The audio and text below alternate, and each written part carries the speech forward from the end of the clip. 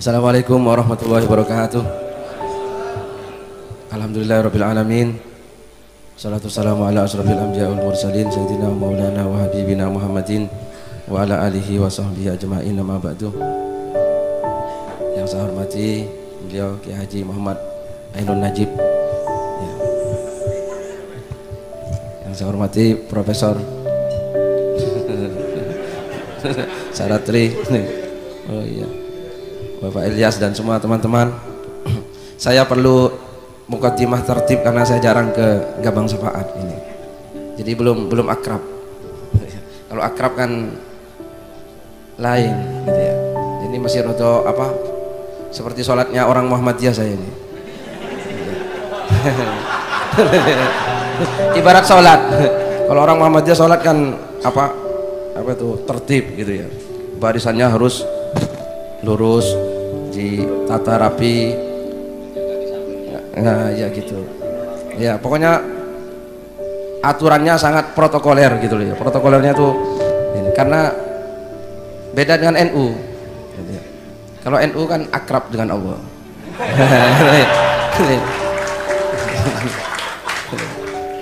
Sehingga apa tertib administrasi ini tidak begitu penting loh ya. Ya, maka saya kalau masuk masjid itu sudah bisa membedakan ini masjid NU atau masjid Muhammadiyah. Kalau bersih, rapi, pokoknya pokoknya sangat administratif, wah ini Muhammadiyah ini. Nah, kalau NU itu maaf. Nah, kalau NU ini kan akrab dengan Allah Ta'ala gitu ya, akrab, sehingga bisa ya sama Allah tuh enggak, luarnya agak begitu serius, dalamnya serius.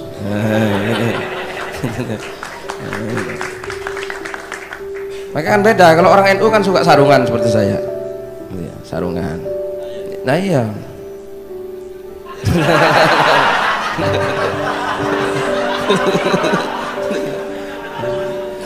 Karena kalau sarungan ini kan bebas bergerak gitu ya. Kan begitu Pak ya, gampang dicek juga. Jadi maaf ini saya rodo administratif tadi pakai kata-kata mukaddimah yang serius karena ini saya merasa masih kurang begitu akrab ini ya, kurang familiar gitu ya. Apa yang mau saya sampaikan tadi? Oh iya ya, jadi urusan protokoler gak usah dibuat pertengkaran ya. Ya, masalah sholat itu protokolernya gak usah pertengkaran, yang penting hatinya gitu ya. Gak usah tarung-tarung terus pakai sarung sholat, pakai celana itu boleh apa enggak gitu ya. Jelas menurut fikih yang saya pahami, kalau sholat pakai celana itu tidak boleh. Oh iya, masuk celonan. Nah iya, kalau sebelum sholat pakai celana baru sholat boleh gitu ya. Kalau sedang sholat pakai celana ya tidak boleh. Ya sudah gitu ya. Baik, saya mau paham ya, bukan hanya pakai celana yang tidak boleh, pakai sarung juga gak boleh.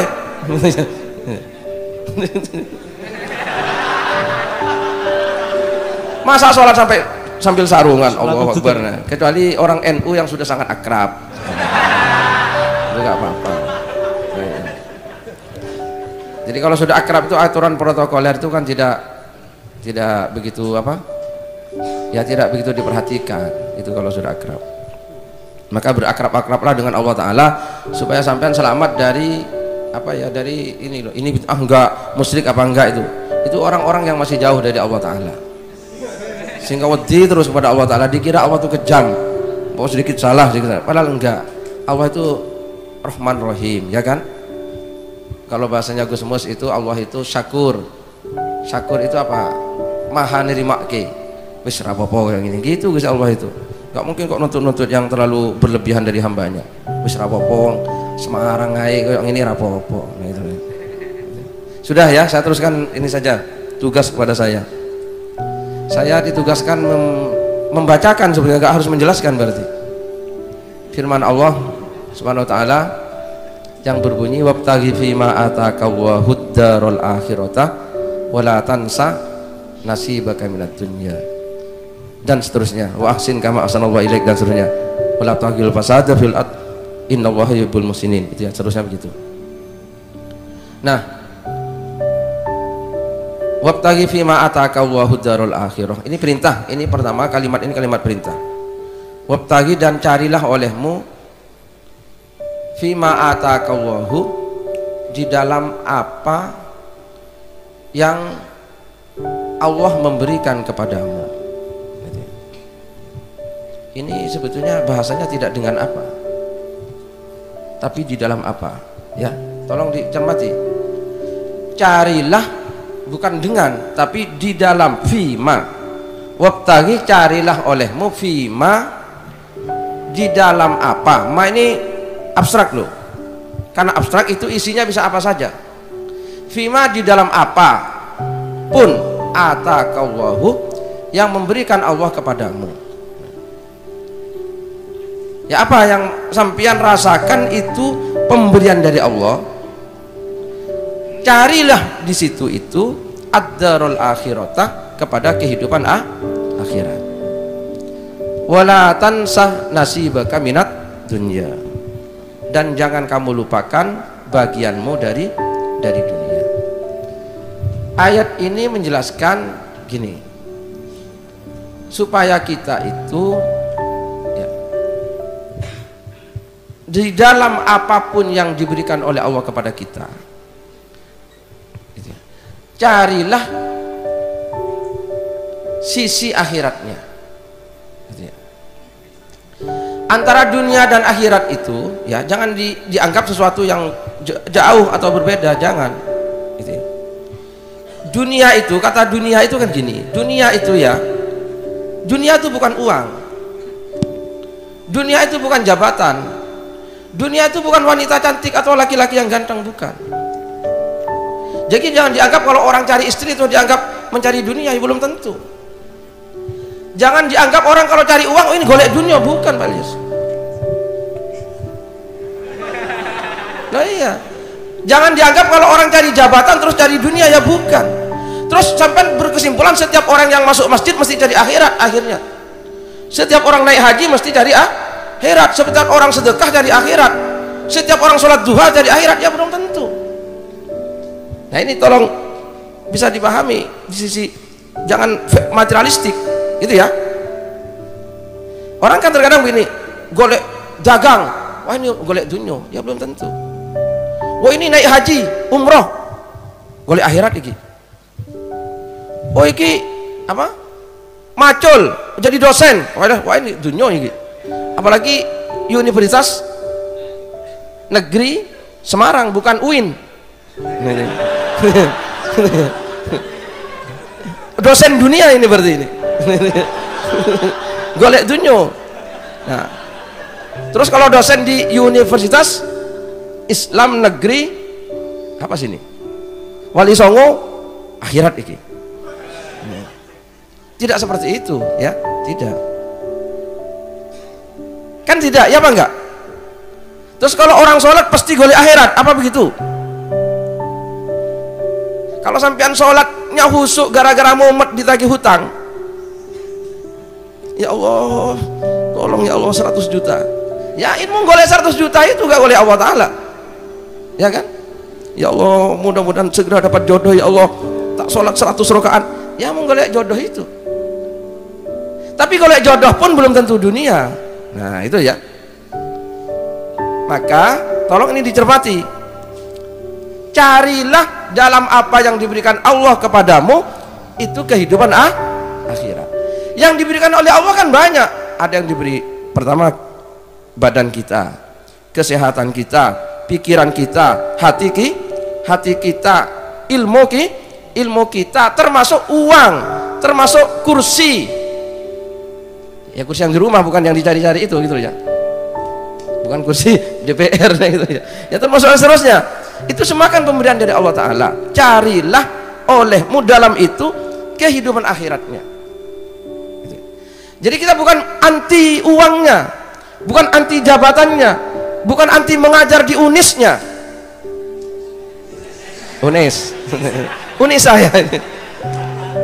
Tapi Pak Ilyas, carilah dengan mengajar itu akhirat. Gak harus di UIN. Gak harus mengajar mahasiswa, sampean ngajar mahasiswi juga gak apa-apa. Tapi carilah akhirat. Itu pesan Allah Ta'ala. Nah ini nanti biar beliau yang menjelaskan ini apa bedanya akhirat dengan dunia. Ini jangan sampai keliru, jangan sampai dipisahkan. Barang satu, nah teh ini bagi Pak Ilyas bisa jadi dunia, bagi saya akhirat. Padahal teh satu. Oh iya. Rokok satu, misalnya sedot berdua, mungkin bagi Pak Ilyas jalan ke neraka, bagi saya jalan ke surga. Nah, ini loh, iya bisa seperti itu. Maka jangan materialistik sampean. Jangan karena satu rokok berdua terus besok kira-kira sama-sama masuk neraka, belum tentu. Bisa jadi sini neraka, saya surga, kan begitu. Atau sebaliknya surga semua. Itu seperti itu ya. Tolong dicermati. Karena ini sekarang banyak orang berpikir itu materialistik. Ya apa enggak? Materialistik, berpikir kehidupan serba materialistik, termasuk masalah surga neraka materialistik, masalah dunia akhirat juga materialistik. Lek wis pecian, sarungan, surbanan kiai, belum tentu. Bisa jadi yang kiai yang nggak pakai peci. Nah, kan gitu. Maka orang gila tadi yang mencari kiai, mudah-mudahan kiai orang gila yang materialistik sehingga salah sasaran. Dikira kiai padahal jemuran bajingan, dipateni tenan nggak apa-apa. Nah itu ya. Lo ya kan? Bagi surbanan iki, bagi anu kiai iki, nggak apa-apa patenono. Wong nyatanya bajingan. Nah itu. Mudah-mudahan orang gilanya materialistik sehingga salah sasaran. Gitu ya. Lo iya yang kiai tenanan, yang mana ini jangan materialistik loh. Gitu ya. Dan seterusnya itu ya. Wabtaghi fima ataqallahu darul akhirah wala tansa nasibaka minad dunya. Carilah olehmu di dalam apa yang diberikan Allah kepadamu, carilah kehidupan akhirat dan jangan kamu lupakan dunianya. Itu Pak Ilyas. Misalnya bojo, itu Pak Ilyas ya. Bojo harus sampean nikmati ke akhirat. Boleh sampean sedikit saja dunia, ya apa-apa lah. Nah itu saja, itu saja. Walatan sana sih itu. Oh iya, itu bagian dari surga itu. Nah, itu ya, gitu ya. Oke, itu tugasnya. Ini nanti bagaimana supaya ini menjadi dunia, bagaimana menjadi akhirat, ini kita diskusikan nanti. Gitu ya. Yang kedua tugas saya apa tadi? Wah, nah, faman kanat hijratuhu. Ini kan sabda Rasulullah ya. Ketika dulu gini, Rasulullah kan hijrah bersama para sahabat gitu ya. Sahabat ada yang lebih dulu, ada yang bersama Rasulullah yaitu Sayyidina Abu Bakar, ada yang setelah Rasulullah. Sama, jarak yang ditempuh sama. Dari Mekah Madinah itu kurang lebih 450 km lah, atau sampai 500 lah. Kurang lebih ya. Kalau kurang lebih gak ada salahnya. Kan tidak pasti. Kan kurang lebih gitu. Nah, itu kan sama yang ditempuh. Nah, begitu sahabat-sahabat sudah kumpul semua di Madinah, Rasulullah tiba-tiba bersabda di depan para sahabatnya, gitu ya. Sabda Rasulullah SAW, gitu ya. Innamal a'malu bin niyyah. Sesungguhnya perbuatan itu tergantung niatnya. Kamu semua sama hijrah, jarak yang ditempuh sama, mungkin rekosonya sama, tapi nilainya di hadapan Allah tergantung niatmu semua. Faman kanat hijratuhu ilallah wa rasulihi fahijratuhu ilallah wa rasulihi. Sabda Rasulullah, barang siapa yang hijrahnya kepada Allah dan Rasulnya, maka hijrahnya kepada Allah dan Rasulnya. Wa man kanat hijratuhu limra'atin yankihuha au dunya yusibuha fahijratuhu ila ma hajara ilaih. Sabda Rasulullah, barang siapa yang hijrahnya karena untuk menikahi wanita atau karena untuk mengejar dunia, maka meskipun jarak yang ditempuh sama, rekosonya sama, tapi hijrahnya dia yang menuju dua yang tadi. Itu karena ada sabda Rasul begitu, itu karena ada seorang sahabat yang hijrah bersama Rasulullah itu karena ngobrol perempuan, dan Rasulullah tahu gitu ya. Jadi karena ada seorang perempuan yang dicintai hijrah ikut Rasulullah, dia gak kerasan di Mekah, wah piye iki yang saya cintai kok ikut Rasulullah ke Madinah, maka dia itu hijrah juga. Maka Rasul bersabda seperti itu di depan sahabatnya. Nah, gini, saya kan hanya suruh membacakan ya. Jadi gini, termasuk nanti yang membedakan ini apakah dunia atau akhirat, salah satunya loh adalah niatnya, kan begitu berdasarkan ayat tadi. Jarak yang ditempuh sama, yang dilakukan sama, tetapi yang satunya bernilai jangka panjang ukhrawi, yang satunya karena kepentingan jangka pendek. Dunia itu artinya, dunia itu bahasa Arab, dunia itu artinya satu rendah ya, rendah. Berarti lawannya akhirat itu adalah tinggi. Jadi kalau sampean yang dipikirkan perut ke bawah, itu berarti dunia, karena itu kan rendah. Nah, tapi kalau perut ke atas besok akhirat lah, kan gitu. Karena artinya dunia itu rendah, berarti akhirat itu tinggi. Terus dunia itu juga dalam bahasa Arab artinya dekat ya, dekat. Jadi ad-dunu itu arti al-qurb, dekat. Jadi Pak Ilyas ini duniaku, dekat denganku. Nah itu ya, dekat. Tapi berarti akhirat itu jauh. Jadi sama-sama yang dilakukan, ada yang kepentingan rendah, ada yang kepentingan sekarang, bukan masa depan, maka itu namanya dunia. Itu yang kedua ya. Nanti kita diskusikan. Selanjutnya yang ketiga tadi, meskipun nanti Pak siapa? Bukan, beliau yang akan menjelaskan, Pak Nur. Nah ini ayatnya itu mangkana yuridu harsal akhirati nazid lahu fi harsi. Barang siapa yang menginginkan kebun di akhirat, maka akan kami tambahi kebunnya. Wa man kana yuridu harsad dunya nu'tihi minha wa ma lahu fil akhirati min nasib. Dan barang siapa yang hidupnya itu menghendaki kebun di dunia, maka Allah berfirman, akan aku beri, tapi dia tidak akan mendapatkan bagian di akhirat. Gini, kalau sampean tujuannya jangka panjang, yang jangka pendek itu mesti terlampaui. Jadi kalau sampean tujuannya ke Jakarta, sampean nggak usah mikir Pekalongan, ya mesti lewat Pekalongan. Iya apa enggak? Loh iya. Terkadang kan kita itu ke Jakarta, tapi sampai Jakarta masih mau balik lagi Pak. Oh, aku kok mau kita Pekalongan ya, lo piye?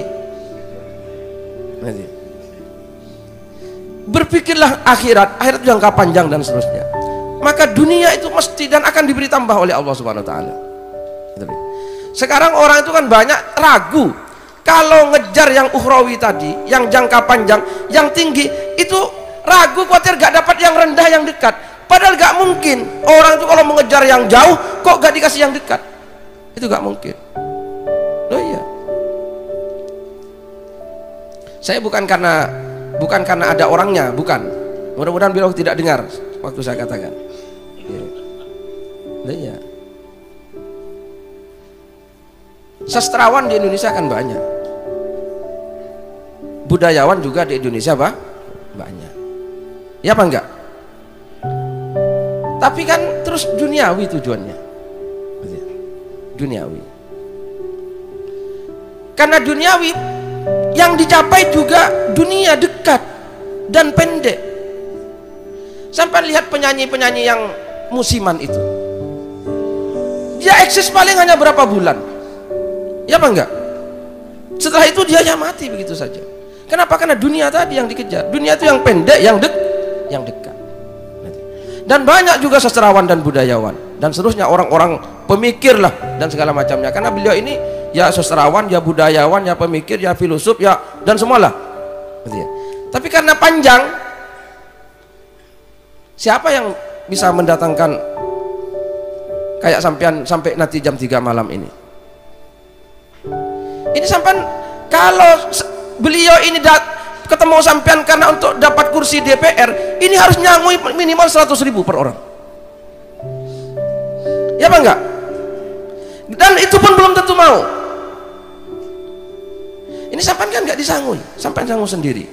Datang sendiri, bahkan kejar ke sana kemari. Ini ada yang kemarin di Jogja ada, besok di Pati ada, di Surabaya ada, di Jombang ada. Piye iki? Kan enggak rasional. Ya Pak, nah ini ada di mana-mana ini. Ini bawa sendiri kan, sanggup kan, termasuk bawa pistol sendiri kan. Nah iya kan. Nah ini kalau yang dikejar itu akhirat, dan ini tidak mungkin dicapai oleh siapapun kecuali orang yang punya cita-cita sama atau lebih dari itu. Tidak mungkin, nggak mungkin, gitu loh ya. Karena janji Allah tadi, barang siapa yang menginginkan akhirat, akan aku tambah kebunnya. Bukan hanya seperti keinginannya lebih. Ini juga tidak dipikirkan oleh beliau, gitu ya, tidak dipikirkan. Ya apa enggak? Dan sampean nggak usah berpikir beliau untuk menjadi presiden Indonesia. Ini sudah melebihi Indonesia ini.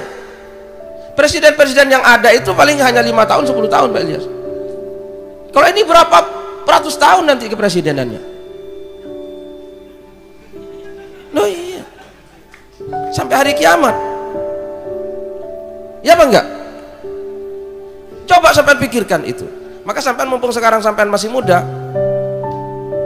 berpikirlah ke sana. Maka sampean akan dikasih yang lebih oleh Allah Subhanahu wa taala. Gitu loh. Dari apa yang sampean pikirkan. Kalau sampean itu hanya punya cita-cita ke Pekalongan, tapi karena sampean diakhiratkan, sampean akan tekan Sumatera. Loh iya, oleh Allah akan mendorong sampean ke Sumatera.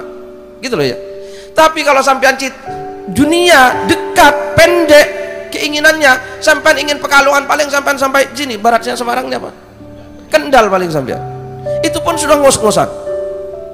Loh iya. Maka ayo ke sana. Itu janji Allah, barang siapa yang menghendaki akhirat, maka Allah akan tambah kebunnya. Gitu ya. Apa yang sekarang diberikan Allah kepada beliau, ini belum pernah loh diberikan kepada orang lain di Indonesia. Sampai buka lembaran sejarah Indonesia, pernah ada seperti ini. Gento-gento mau kumpul di masjid kayak ini. Loh ini paling sulit kumpulkan anak kayak ini Pak. Paling sulit. Gento kok dikumpulkan diajak ngaji. Wah muh. Itu muh. Iya apa enggak? Di tempat saya itu tiap malam Jumat ada pengajian disiarkan lewat pengeras suara. Ya yang datang ya yang tua-tua yang sudah mau meninggal dunia. Itu loh ya. Dan itu ajak ya itu terus gitu loh. Sehingga saya kan tidak mau karena dipandang sudah tidak menarik. Saya cari yang lain saja. Loh iya, lah ini kayak sampean ini. Ini masih muda-muda semua. Ini kan mestinya orang-orang yang tidak senang ngaji sampean.